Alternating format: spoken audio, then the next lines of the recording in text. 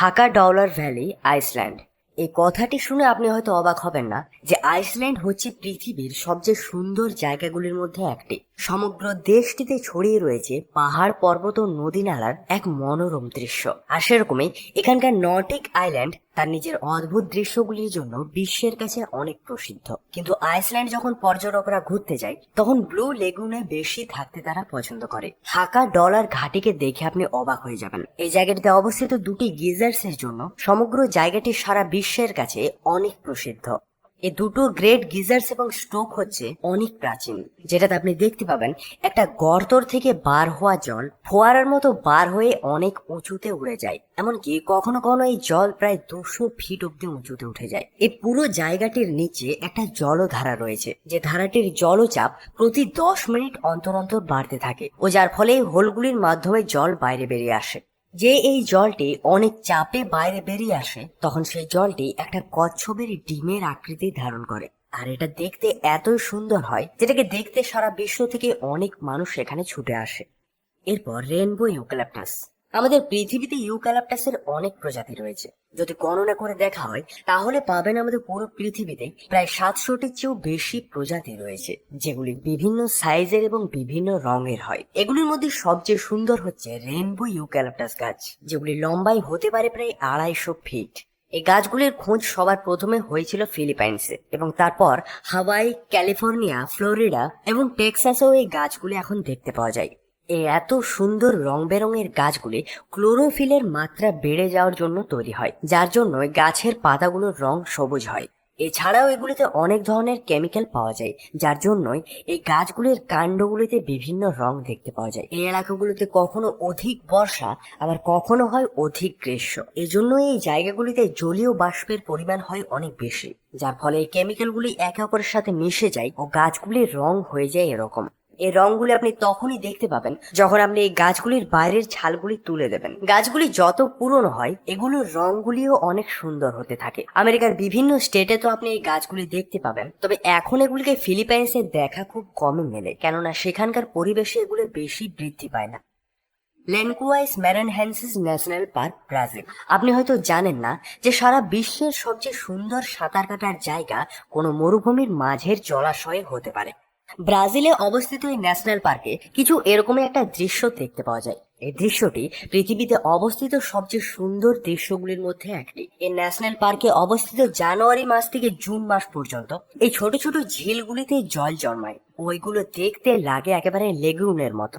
এই অসম্ভব দেখতে থাকা জলাশয়গুলি লম্বায় হতে পারে প্রায় 300 ফিটের মতো ও গভীরতায় হয়ে যায় প্রায় 10 ফিট। যখন এগুলোর উপর সূর্যের আলো পড়ে তখন এগুলোকে দেখার সুখ একটা আলাদাই হয়। এগুলোকে দেখার জন্য শুধুমাত্র ব্রাজিল থেকে নয়, বরং সারা বিশ্ব থেকে মানুষ ছুটে আসে। কিন্তু জুন মাসের পর যখন এগুলো শুকিয়ে যায় তখন বছরের শেষ দিকটা এই জায়গাটি হয় পুরোপুরি শুষ্ক জায়গা, আর সেজন্যই এখানে তখন আর কেউ আসে না।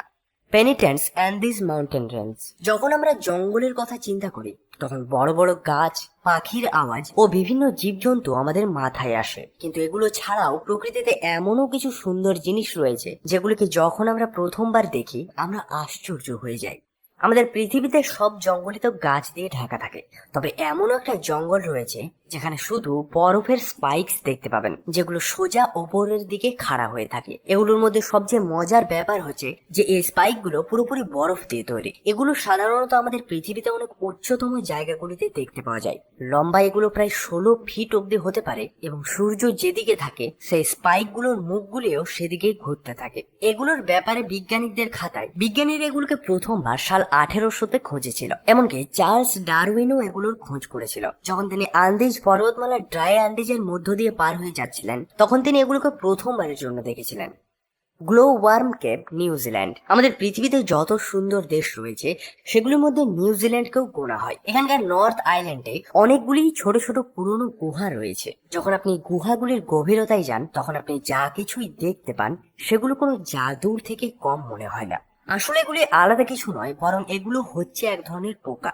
এই গুহাগুলি গ্লো ওয়ার্ম নামক একটা পোকার প্রজাতির ঘর। যেমন কি নামেই বুঝতে পারা যায়, এই পোকাগুলি থেকে আলো নির্গত হয় ও এগুলি নিজেদের আলোর মাধ্যমে গুহার ছাদগুলিতে এক অনেক সুন্দর দৃশ্য তৈরি করে। এই পোকাগুলির থেকে সবুজ এবং নীল রং বার হয়, ওদের শরীর থেকে নির্গত লোমগুলি দিয়ে একটা জালের দেওয়াল তৈরি করে। এই জায়গাগুলি এত সুন্দর যে এগুলিকে আপনার দু চোখ দিয়ে যদি দেখেন হয়তো আপনি বিশ্বাসও করতে পারবেন না। আর এটাই কারণ যে এই জায়গাগুলি পর্যটকদের জন্য অনেক পছন্দের জায়গা। নিউজিল্যান্ডের স্থানীয় মাউরি মানুষগুলো পর্যটকগুলোকে এই গুহাগুলিতে নিয়ে আসে এবং তারা এই সুন্দর দৃশ্যটি দেখে অবাক হয়ে যায়। The web, Arizona. রহস্য জগতের আজকের ভিডিও দ্বারা দেখানো এই জায়গাগুলিতে যে কোনো মানুষ সহজেই যেতে পারবে, তবে শর্ত তার সাথে একজন ভালো গাইড থাকুক এবং তিনি যেন ভালোভাবে প্রস্তুতি নিয়ে থাকে। তবে এখন যে জায়গাটির ব্যাপারে আপনাদের বলতে চলেছি, সেই জায়গাটিতে যাওয়ার জন্য আপনাদের একটা বিশেষ ধরনের পারমিশন নিতে হবে। এমনকি এই জায়গাটিতে প্রতিদিন শুধুমাত্র 20 জন মানুষের যাওয়ার পারমিশন পাওয়া যায়। আমরা যে জায়গাটির ব্যাপারে বলছি, জায়গাটিকে ওয়েব নামে জানা হয় আর এটি রয়েছে অ্যারিজোনাতে। এই ওয়েবগুলি অনেক সুন্দর বালি পাথর দিয়ে তৈরি ও এগুলি নিজেদের মসৃণ ঘূর্ণন রূপ ও মসৃণ লাইনগুলোর জন্য অনেক বিখ্যাত। আসলে এই ওয়েবটি তখন তৈরি হয়েছিল যখন আজ থেকে প্রায় 200 বছর আগে, যখন বালির টিলাগুলো পাথরে পরিণত হতে শুরু হয়। সময় সময়ে আসা বন্যার জন্য এই জায়গাগুলিতে এরকম দৃশ্য তৈরি হয়ে যায়, আর যার জন্যই আজকে আমরা এই জায়গাটিকে বর্তমানে এরকম অবস্থাতে দেখতে পাচ্ছি।